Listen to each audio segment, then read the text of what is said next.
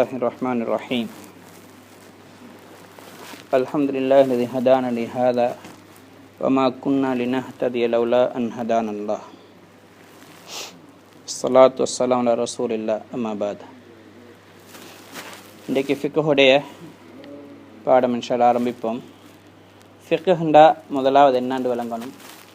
ஃபிக்ஹுடைய அர்த்தம், ஃபிக்ஹுக்கு ரெண்டு அர்த்தம் இருக்குது.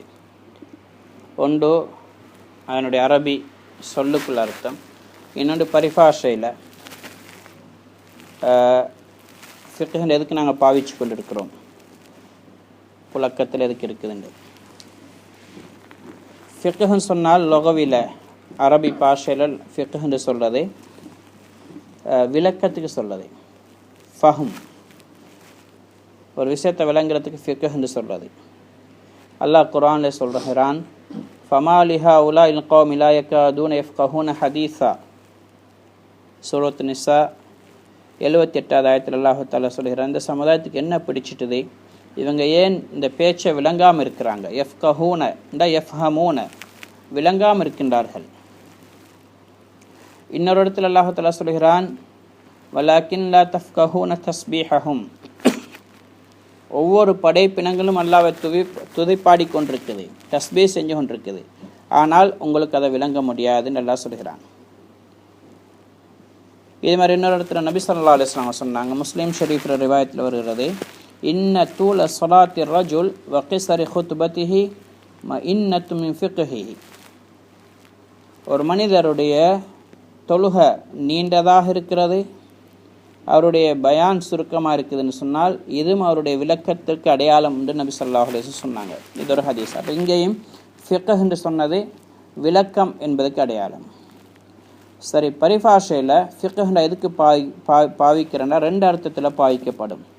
ஒன்று பருவ வயதை அடைந்த இஸ்லாமிய சட்டம் யாரின்படி நிகழ்த்தப்படுமோ, யார் செயல்படுத்துவாங்களோ அவங்களுடைய செயலோடையும் சொல்லோடையும் சம்பந்தப்படக்கூடிய மார்க்க சட்டங்களை படிக்கிறதுக்கு அறியறதுக்கு பேர் ஃபிக்ஹ். பருவ வயதடைந்த ஒவ்வொரு ஆண்களும் பெண்களும் அவங்கள சொல் செயல் அதோட இஸ்லாமிய சட்டம் எதெல்லாம் சம்மந்தப்பட்டிருக்கோ அதை படிக்கிறதுக்கு அறியறதுக்கு பேர் ஃபிக்ஹ். அது குர்ஆன், ஹதீஸ், இஜ்மா, கியாஸ் போன்றதில் எடுக்கப்பட்ட சட்டங்கள். அது மனிதனுடைய அமல்களோடு சம்மந்தப்படும் பொழுது சொல்லோட செயலோட அது அறிஞ்சதுக்கு பேர் ஃபிக்ஹ். இப்போ நாங்கள் படிக்க போகிறது அதுதான், சட்டங்களை படிக்கிறது. உதாரணமாக வுதுல நியத்து வைக்கிறது, ஒளி செய்யும் பொழுது நியத்து வைக்கிறது வாஜிப், கட்டாயம், ஃபர்து. இது இன்னமல் அமாலு பின்னியாத் என்ற ஹதீஸிலிருந்து எடுக்கப்பட்ட சட்டம். அது இதை நாங்கள் அறிகிறோம், இது ஃபிக்ஹ் என்று சொல்லுது. இதே மாதிரி ரமலானுடைய ஃபர்தான வாஜிபான இதே மாதிரி நேர்ச்சி செய்யப்பட்ட கலா நோன்புகள் இதையெல்லாம் பிடிக்கும் பொழுது இரவுல நியத்து வைக்கிறது கட்டாயம். அதுவும் ஹதீஸில் வந்திருக்குது. பைஹக்கி, தாரகுத்னி போன்ற ஹதீஸுடைய கிதாபில் பதிவு செய்யப்பட்டிருக்குது. நபி ஸல்லல்லாஹு அலைஹி வஸல்லம் சொன்னாங்க, மல்லம் யுபையித்தி சியாம கபுல் அல் ஃபஜர் ஃபலா சியாம லஹு. யார் ஃபஜருக்கு முன்னாடி, அப்படின்னா இந்த இரவு முடிகிறது ஃபஜருக்கு முன்னாடி யார் நோன்புடைய நியத்து வைக்கவில்லையோ அவருக்கு நோன்பே கிடையாதுன்னு சொன்னாங்க. அதனால் ஃபஜருக்கு முன்னாடி நியத்து வச்சிடணும். இரவில் நியத்து வைக்கிறேன்னு சொல்லதை தூங்குறதுக்கு முன்னாடி தான் இல்லை, ஃபஜருக்கு முன்னாடி நியத்து வச்சுட்டா இரவில் நியத்து வைக்கப்பட்டவராக கருதுவார். அப்படி நியத்தை காட்டி ஃபர்தான நோன்பு பிடிக்க முடியாது, அல்லது வாஜிபான நோன்பு நிறைவேறாது, கலா நோன்பு நிறைவேறாது. அப்போ இது எங்கேருந்து எடுக்கப்பட்டுச்சு, இந்த ஹதீஸில் இருந்து. இப்போ இதை அறியறதுக்கு பேர் ஃபிக்ஹ். இதே மாதிரி வித்ரு தொழுகை, சுன்னத்தான தொழுகை என்றதை அறியறதுக்கு ஹதீஸில் சொல்லப்பட்டிருக்குது. ஒரு கிராமவாசி நபி ஸல்லல்லாஹு அலைஹி வஸல்லம் இடத்துல ஃபர்தான தொழுகைகளை பற்றி விசாரித்தார். இப்போ நபி ஸல்லல்லாஹு அலைஹி வஸல்லம் 5 நேர தொழுகைகளை சொல்லி கொடுத்தாங்க. அதுக்கு பிறகு அவர் கேட்டார், ஹல் அலைய கைருஹா, இதல்லாத வேற ஃபர்தான தொழுகைகள் இருக்குதான்னு கேட்ட நேரம் ரசூலுல்லாஹ் சொன்னாங்க, லா இல்லை இல்லா தத்தவ்வ, நீங்கள் சுன்னத்தான ஏதாவது தொழுகையில் தொழுதாலே தவிர இந்த ஃபர்தான தொழுகைன்னு சொன்னால் இந்த 5 தான், ஃபஜர், லுஹர், அசர், மக்ரிப், இஷா. அப்போ வித்ர் அது சுன்னத்து. இந்த ஹதீஸின் மூலமாக இது புகாரி ஷரீஃபில் ரிவாயத், முஸ்லீம்லையும் பதிவு செய்யப்பட்டிருக்குது. இதே மாதிரி அசருடைய தொழுகைக்கு பின்னாடி தொழுகிறது கூடாது, மக்ரூஹ். இது எப்படி தெரியும்? நபி ஸல்லல்லாஹு அலைஹி வஸல்லம் அவங்க அசருடைய தொழுகைக்கு பின்னாடி அசரை தொழுதுட்டோம் என்று சொன்னால் மக்ரிபு வரைக்கும் சூரியன் மறையும் வரைக்கும் தொழக்கூடாதுன்னு ரசூலுல்லாஹ் தடுத்தாங்க. அது ஹராமா? ஹராம் இல்லை, மக்ரூஹ். அது இந்த ஹதீஸ் மூலம் எடுக்கப்பட்டிருக்குது. இதுக்கு பேர் ஃபிக்ஹ். இது புகாரி ஷரீஃபுடைய ரிவாயத். இதே மாதிரி நிறைய சட்டங்கள். அடுத்தது இரண்டாவது, அந்த ஷரியத்துடைய சட்டங்களுக்கே ஃபிக்ஹ்னு சொல்லப்படும். ஷரியத்துடைய சட்டம், உதாரணமாக தொழுகை, நோன்பு, ஜகாத், ஹஜ், இதெல்லாம் நிறைய சட்டங்கள் இருக்குது. அதுகளுக்கும் ஃபிக்ஹ்னு சொல்லப்படும். உதாரணமாக நாங்கள் இப்போ ஃபிக்ஹ் படித்து கொண்டிருக்கிறோம்டா, இப்போ சட்டங்களை நாங்கள் படிக்கிறோம், அதுக்கும் ஃபிக்ஹ் படிக்கிறோம்னு சொல்லலாம். அப்போ ரெண்டுக்கும் வித்தியாசம் என்னென்று சொன்னால், ஃபிக்ஹ் என்று சொல்லது சட்டங்களை அறியறதுக்கும் பாவிக்கப்படும் ஒரு சொல். ரெண்டாவது கருத்துப்படி அந்த சட்டங்களே ஃபிக்ஹ் தான். இல்லைங்களா? ஃபிக்ஹ்னா அந்த சட்டங்களுக்கும் ஃபிக்ஹ் என்று சொல்லலும். இரண்டாவது கருத்து, அந்த ஃபிக்ஹை படிக்கிறதுக்கு, அந்த சட்டங்களை படிக்கிறதுக்கு பேர் ஃபிக்ஹ். அப்போ பெரிய வித்தியாசம் ஒன்று இல்லை. சரி, இப்போ ஃபிக்ஹ் எந்த அளவுக்கு எங்களுக்கு தேவை? எங்களோட ஈமானோட, எங்களோட கொள்கையோட, இஸ்லாத்தோட எந்த அளவுக்கு ஃபிக்ஹுடைய சம்பந்தம் இருக்குது? இது ஒரு அடிப்படை இல்லை, தேவையில்லாத ஒரு விஷயமா, அல்லது சுன்னத்தான ஒரு விஷயமா, அல்லது கட்டாயமான விஷயமானு கேட்டால், ஃபிக்ஹுல் இஸ்லாமி, இஸ்லாமிய ஃபிக்ஹுடைய விசேஷத்தன்மை என்னன்னு சொன்னால், இஸ்லாமிய சட்டத்தை அறியறதுக்குதே அது ஒவ்வொரு பருவவயதடைந்த ஆண்களோட பெண்களோட சம்மந்தப்படக்கூடிய சொல் செயல் ரீதியான சட்டங்களை அறிகிறது. இது மிகப்பெரிய ஒரு கட்டாயமான ஒரு விஷயம். ஏனென்றால் அதுக்கு ஈமானோட நிறைய சம்பந்தம் இருக்குது. அதே மாதிரி இஸ்லாமிய கொள்கையோட ரொம்ப சம்பந்தமும் இருக்குது, நெருங்கிய உறவுன்னு இருக்குது, மறுமையோடு சம்மந்தப்பட்டிருக்குது. அது எப்படி என்று சொன்னால், அல்லாஹ் தஆலா குர்ஆனில் நிறைய இடங்களில் சட்டங்களை சொல்லும் பொழுது ஈமானோட சம்மந்தப்பட்டு தான் சொல்லியிருக்கிறான். ஈமான் கொண்டவர்களே என்று அழைச்சித்தான், மர்மை மீது ஈமான் கொண்டவங்களே, அல்லாஹ் மீது ஈமான் கொண்டவங்களே, விஸ்வாசிகளே என்று தான் ஒவ்வொரு சட்டத்தையும் எல்லாம் முன் வச்சிருக்கிறான். அப்போ என்ன காரணம்டா, இந்த சட்டங்களின்படி அமல்படுத்துறன்னு சொன்னால் ஈமான் இல்லாத ஒருத்தருக்கு முடியாது. யாரில் ஈமான் குறைபாடு இருக்கோ அல்லது ஈமான் இல்லையோ அவர் தொழுகையை முக்கியத்துவம் கொடுக்க மாட்டார், நோன்பு பிடிக்க மாட்டார், ஹராம் ஹலாலை பேண மாட்டார், இதே மாதிரி ஷரியத்துடைய சட்டங்களை அவர் கவனிக்க மாட்டார்.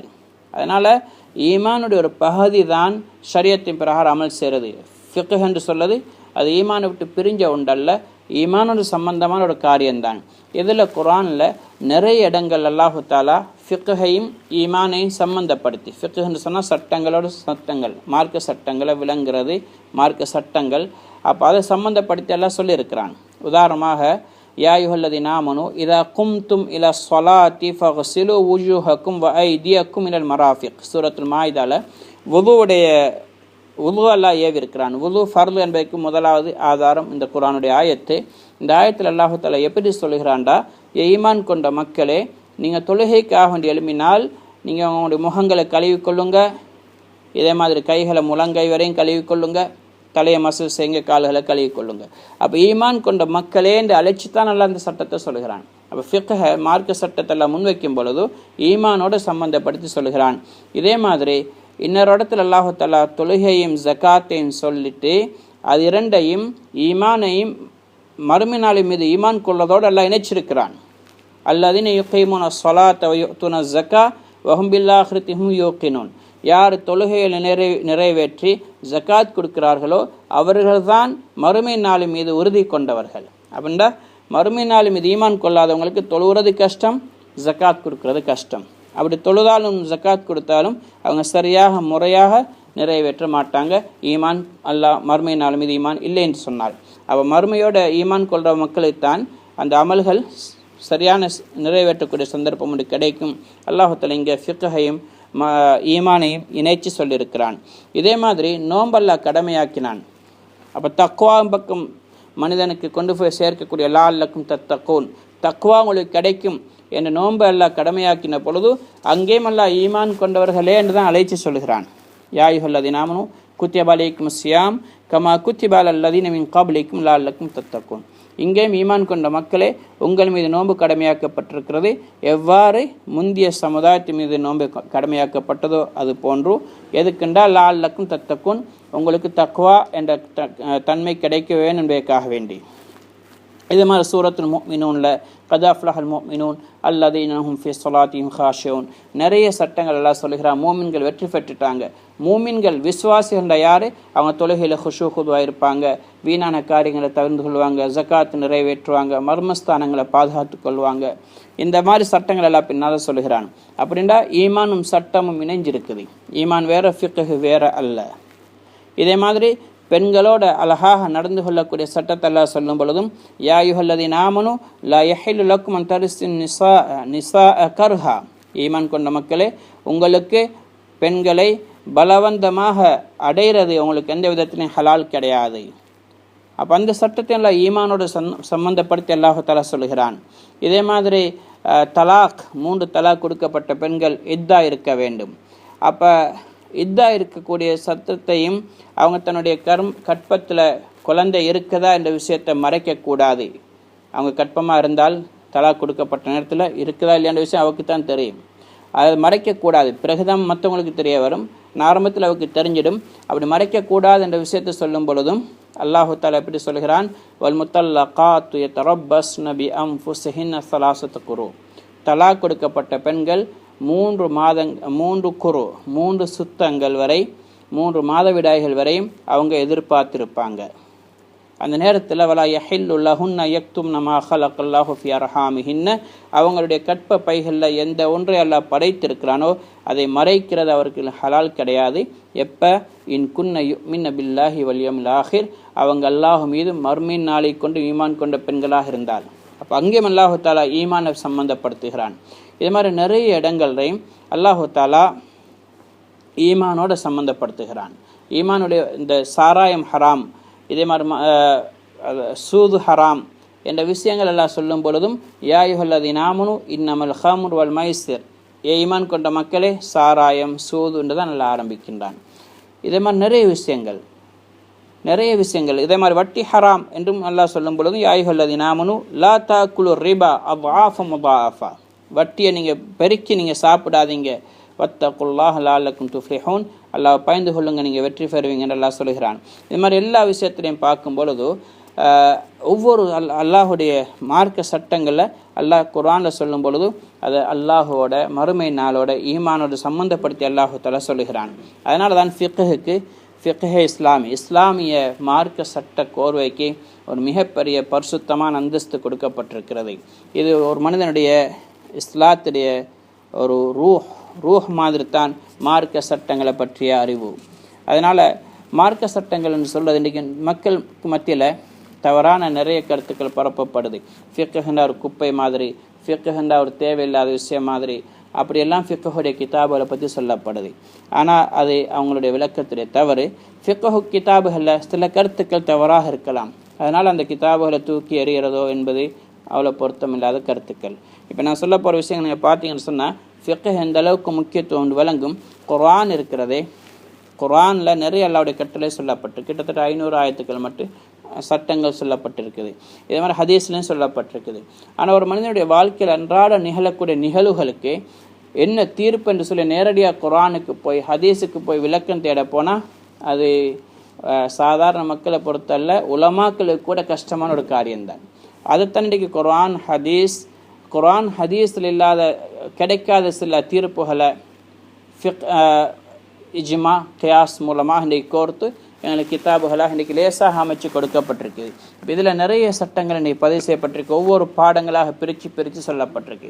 சில சட்டங்கள் இதில் பக்ரால் எடுத்திருப்பாங்க, சில சட்டங்கள் மாய்தால் எடுத்திருப்பாங்க, சில சட்டங்கள் சூரா ஆல் இம்ரான் எடுத்திருப்பாங்க, சில சட்டங்கள் சூரா கஹ்ஃபில் எங்கெங்கேயோ இருந்து அதிலிருந்து எடுத்த சட்டங்களை ஒரு பாடத்துக்கு கீழே கோர்வையாக கொடுத்துருக்குறாங்க. அதனால் இது சாதாரண விஷயமல்ல. ஃபிக்ஹுடைய இமாம்கள் செஞ்ச சேவை மகத்தான சேவை.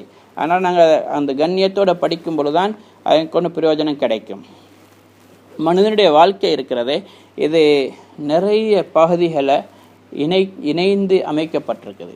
மனிதனுடைய வாழ்க்கை என்று சொல்வது ஒரு ஒரு ஒரு திசையில் ஒரு அமைப்பு மட்டுமல்ல, வெறும் குடும்பத்தை மட்டும் கவனிக்கிறதல்ல, வெறும் கொடுக்கல் வாங்கல் மட்டுமல்ல, வெறும் இபாதத்து மட்டுமல்ல, நிறைய பகுதிகள் இருக்குது. ஒரு மனிதனுடைய வாழ்க்கை சிறந்ததாக, இன்பமாக, வெற்றி உள்ளதாக, ஈருலகத்திலையும் உன்னதமாக அமைகிறதா என்று சொன்னால் எல்லா திசையும் கவனிக்கப்பட்டு ஒழுங்குபடுத்தப்பட்டு ஷரியத்துடைய சட்டத்துக்கு கீழே அமையும் பொழுதுதான் அந்த மனிதன் வெற்றி பெறுவான்.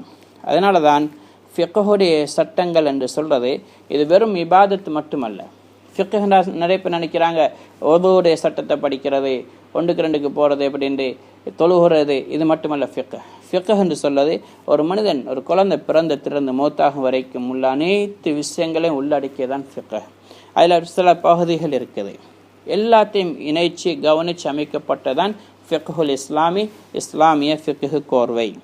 அப்போ நாங்கள் ஃபிக்ஹுடைய சட்டங்களை கவனித்து பார்த்தோன்னு சொன்னால் இது அனைத்தையும் உள்ளடக்கி இருக்குது. அதில் 7 பகுதிகள் இருக்குது. ஒரு பகுதி இபாதத்துகள் சம்பந்தப்பட்டது, அல்லாஹ் வணங்குறது சம்பந்தப்பட்டது. அது வுது, தொழுகை, நோன்பு, ஜகாத், ஹஜ், அது போன்ற சட்டங்கள். இதுக்கு பேர் இபாதாத். இது ஒரு பகுதி. 2வது பகுதி குடும்பம் சம்பந்தப்பட்டது. எங்களுடைய குடும்ப வாழ்க்கை முஆஷராத்னு சொல்லது, குடும்ப சம்பந்தப்பட்டது. அதில் திருமணம், தலாக், இதே மாதிரி உறவு, அதாவது குடும்ப உறவு, வம்சாவளியை உறுதிப்படுத்துறது, பால்குடி சம்பந்தப்பட்டது, அந்த பெண்களுக்கு கொடுக்க வேண்டிய மாதான கொடுப்பனவுகள் சம்பந்தப்பட்டது, வாரிசு உரிமை, ஒரு மனிதன் மௌத்தாகிட்ட அவருக்கு பிறகு வராசத்துடைய சொத்தை எப்படி பிரிக்கிறது, இது போன்ற சட்டங்கள் சம்பந்தப்பட்டதுக்கு அஹ்வால் ஷக்ஸியா அல்லது முஆஷராத்னு சொல்லப்படும். ஒவ்வொரு தனிப்பட்ட மனிதனுடைய நிகழ்வுகளோடு சம்பந்தப்பட்ட சட்டங்கள். எல்லாருக்கும் இந்த சட்டம் வரும். எங்களுக்கு தொழுகை, நோன்பு, ஜக்காத் சம்மந்தப்படுற மாதிரி திருமணம், தலாக், இது மாதிரி பால்குடி உறவுகள், கொடுக்கல் இந்த பெண்களுடைய செலவினங்கள், வராசத்துடைய சட்டங்கள் எல்லாருக்கும் சம்மந்தப்படக்கூடியது. 3வது வகையானது மக்களுடைய செயல் சம்மந்தப்பட்டது, அவங்களுடைய கொடுக்கல் வாங்கல் சம்மந்தப்பட்டது, வாங்கிறது, விற்கிறது, இதே மாதிரி அடகு வைக்கிறது, கூலிக்கு கொடுக்கிறது, இதே மாதிரி இந்த பிரச்சனைகள் வரும்பொழுது அதை நிவர்த்தி செய்கிறது, இது நிறைய சட்டங்கள் அதில் வரும். கடன் கொடுக்கறது, எடுக்கிறதெல்லாம், இதுக்கெல்லாம் பேர் முஆமலாத். இதுவும் ஃபிக்ஹுடைய 3வது பகுதி. 4வது பகுதி ஆட்சி சம்பந்தப்பட்டது. மக்களுக்குள்ள பிரச்சனைகள் வரும், குழப்பங்கள் வரும், இந்த நேரத்தில் எப்படி தீர்ப்பு வழங்குறது. அது மட்டுமல்ல, மக்களுக்குள்ள ஒரு ஆட்சியாளர்கள் எப்படி இருக்க வேண்டும், நேர்மையை நீதியை நிலைநாட்ட வேண்டும், அநியாயம் செய்யக்கூடாது, சட்டங்கள் எப்படி நிறைவேற்றது, இதே மாதிரி ஆட்சிக்குட்பட்ட மக்கள் அவங்க எப்படி ஆட்சியாளர்களுக்கு நாங்கள் வழிபடணும், இது போன்ற விஷயங்கள் சம்பந்தப்படக்கூடியது. இதுக்கு அஹ்காமு சுல்தானியா, அரசு சம்பந்தப்பட்ட சட்டங்கள், அல்லது இஸ்லாமிய சியாசா ஷரஇய்யா, இஸ்லாமிய அரசியல் என்ற அடிப்படையில் ஃபிக்ஹுடைய ஒரு பகுதி இது. 5வது பகுதி குற்றம் இழைத்தவர்களுடைய தண்டனை அளிக்கிறது சம்பந்தமாக. அதே மாதிரி பாதுகாப்பு மக்களுக்கு மத்தியில் பயமில்லாத தன்மையை பாதுகாக்கிறது, ஒழுங்கை பாதுகாக்கிறது, இது போன்ற சட்டங்களும் ஃபிக்ஹில் இருக்குது. அது ஒருத்தர் கொலை செஞ்சிட்டாருன்னா அவருக்கு என்ன தண்டனை கொடுக்கறது, ஒருத்தன் களவாண்டிட்டான் அவனுக்கு என்ன தண்டனை கொடுக்கறது, மதுபானம் அறிந்தினவனுக்கு என்ன தண்டனை, இது போன்றது. இதுக்கு பேர் உக்கூபாத்துன்னு சொல்லுவாங்க, அல்லது ஹுதூதுன்னு சொல்லுவாங்க. விபச்சாரம் செஞ்சுட்டு அவருக்கு என்ன செய்கிறது, அதெல்லாம் உக்கூபாத், தண்டனைகள், ஹுதூத். இதுவும் ஃபிக்ஹுடைய ஒரு பகுதி. இதே மாதிரி 6வது பகுதி நாடுகளுக்கு மத்தியில் இருக்கக்கூடிய தொடர்புகளை ஒழுங்குபடுத்துறதுக்காக வேண்டி அதில் முன்ன பின்னாக ஆகும்போது என்ன செய்கிறது. அப்போ அதில் யுத்தம் இருக்குது, உடன்படிக்கைகள் இருக்குது, அது சம்பந்தப்பட்ட சட்டங்கள். அதுக்கு பேர் சியர்ன்னு வரும் ஃபிக்ஹுடைய ஒரு பகுதி. இது 6வது பகுதி. 7வது பகுதி மனிதனுடைய அஹ்லாக்குகள், நற்குணங்கள், அதே மாதிரி நல்ல குணம், மோசமான குணங்கள், இது சம்பந்தப்பட்ட பகுதி. இதுக்கு பேர் ஆதாப் அஹ்லாக் என்று சொல்லுவாங்க. இது 7 சேர்ந்து தான் ஃபிக்ஹ். அப்போ இந்த 7 விஷயத்தை எடுத்து பார்க்கும் பொழுது மனிதனுடைய வாழ்க்கையில் எதெல்லாம் தேவைப்படுதோ, எப்படியெல்லாம் சம்மந்தப்படுதோ, அது ஒருவேளை ஆயுளில் ஒருத்தர சம்மந்தப்படக்கூடிய விஷயமாக கூட இருக்கலாம், அது எல்லாம் ஃபிக்ஹுல உள்ளடங்கி இருக்குது. அதனால் ஒரு மனிதனுக்கு எதெல்லாம் தேவையோ எதுவும் விட்டு வைக்கப்படலை. அதனால் ஃபிக்ஹ் என்று சொல்வது சாதாரண விஷயம் அல்ல, ஒவ்வொரு மனிதனுக்கும் தேவையான விஷயங்கள். அப்போ நாங்கள் அதுக்கு படிக்கணும். எங்களுக்கு எந்த அளவுக்கு தேவையோ அந்த எந்தெந்த ஃபீல்டில் நாங்கள் சம்மந்தப்படுறோமோ, வியாபாரம் சம்மந்தப்பட்டது, ஒரு கணவனாக கணவனாக இருக்கும் பொழுது நாங்கள் ஒரு மனைவியோடு எப்படி நடந்து கொள்ள வேண்டும், ஒரு தந்தையாக இருக்கிறோண்டா பிள்ளைகளோடு எப்படி நடக்க வேண்டும், ஒரு மகனாக இருக்கிற பெற்றோர்கள் எப்படி நடக்கணும், எப்படின்னு பார்த்தா எல்லாம் எங்களோட சம்மந்தப்படுது. முஆஷராத், முஆமலாத், அடுத்த இபாதாத், தொழுகை, நோன்பு, ஜக்காத், ஹஜ், உது, குளிப்பு சம்மந்தப்பட்ட விஷயங்கள், இதே மாதிரி மற்ற இதெல்லாம் நாங்கள் இன்ஷால்லா மெதுவாக படிப்போம். படிக்கிற மட்டுமல்ல, இன்ஷால்லா நாங்கள் ஒவ்வொருத்தரும் முயற்சி செய்யணும். எங்களோட வாழ்க்கையில் நாங்கள் இந்த விஷயங்களை கொண்டு வரது, அதே மாதிரி இன்ஷால்லா மற்ற மக்களுக்கு எத்தி வைக்கிறது. இது இன்ஷால்லா நிறைய விஷயங்கள் இருக்குது. ஃபிக்ஹ்ண்டா என்னன்னு சொல்லி, ஃபிக்ஹ் எப்படி, ஃபிக்ஹுடைய சட்டங்கள் எப்படி அமைக்கப்பட்டுச்சு, அதனுடைய மூல ஆதாரங்கள் எது என்று சுருக்கமாக இன்ஷால்லா ஆரம்பத்தில் படிப்போம். அதுக்கு பிறகு இன்ஷால்லா ஃபிக்ஹுடைய ரமலானுடைய காலம் வாரத்தினால ஆரம்பத்தில் ரமலானை பற்றி நோம்புடைய சட்டங்களை படித்தனால நம்ம இன்ஷால்லா அதுக்கு பிறகு மற்ற பகுதிக்கு போவோம். அல்லாஹ் எனக்கும் உங்களுக்கும் விளங்கி அமல் செய்யக்கூடிய பாக்கியத்தை நசீபாக்குவானாக.